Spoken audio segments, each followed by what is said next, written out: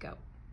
Hey guys, Dr. Seth here from Great Works Chiropractic. We're having our Kids Month here, so I decided it would be a good thing to talk about maybe some developmental, issues with children and some things that you might be wondering about or may not know. One thing that we think is really, really important, and many other experts think so too, is crawling. Crawling has a lot of benefits. Being a chiropractic neurologist, I'm going to jump right into the brain. There's a part in the brain that connects the two halves together called the corpus callosum. That connects them together and makes it so that they can work together, coordinate as a whole, and the two halves of the brain work together as opposed to kind of disparately. So that's a really important part of crawling. It develops coordination, it helps with developing eye movement function, and it helps with developing speech and motor coordination. So I guess the question really is, and given that motor coordination also helps run the autonomics, digestion, and that sort of thing, what doesn't crawling help with? It's a key milestone step that really, if at all possible, we need to encourage it to get off to the right start. Right? There's if some things that you can do to encourage crawling are to make sure to allow baby to have some free time, not near something to pull themselves up on. So as opposed to being in a crib or a playpen or that kind of thing, middle of the floor is fine. It's your baby. I'm pretty sure you're gonna know where they are, and nothing bad will happen to that.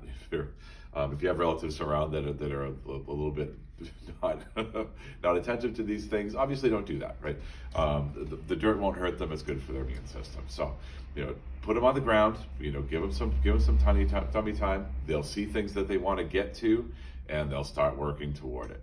One of the things that I mentioned, maybe no cribs, maybe no playpens, is because that gives them something right nearby to grab and to pull themselves up onto, and that's not necessarily what we want to have is standing before crawling. Okay.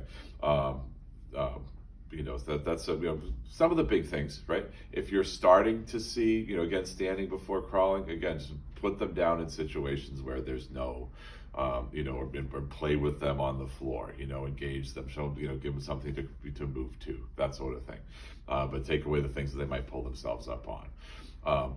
Some places where crawling might go awry. Now, this is where there could be a little bit of controversy, and if I don't turn off the comments on this video, I'm sure I'll get lambasted, and go ahead and read them and what have you. There are a lot of experts that think that any style of crawling is fine. The atypical crawls, like the army crawl or the tripod crawl, or I think they call that the janky crawl now. The belly scoot, the bum scoot, all these types of crawls. Anything other than the typical, opposite arm, opposite leg, baby crawl, that's an atypical crawl, and those all can mean a number of different things. It can mean problems with the mobility of the hips or the pelvis. It can mean some weakness of the more central musculature of the hips and the shoulders.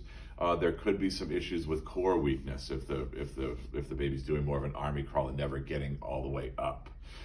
It could be a hypertonic issue if the baby's doing what's called a bear crawl.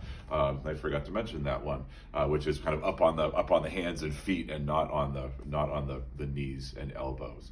So there are a lot of little things there that, if caught early, can save a whole lot of headaches for childhood, teenage, adolescence, adulthood. Because you don't get to really redo a developmental step. So we don't catch these things early. That's the kind of stuff we look at. There are also a lot of other great chiropractic neurologists out there. If you're watching this from Timbuktu or what have you, a lot of great physiotherapists.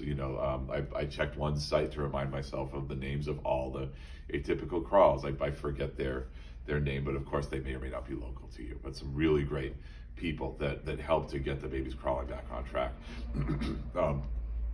So if you're noticing that the crawling is going in a little bit more of an atypical fashion, that's where we're starting to get out. I don't really have a lot of suggestions to help with that, but go to someone who works with those things, get them on track so that childhood is more likely to be on track, adolescence is more likely to be on track. You have a happier, healthier human going into the world, and what more can we ask for, right? All right, guys, I hope this helps. Over and out.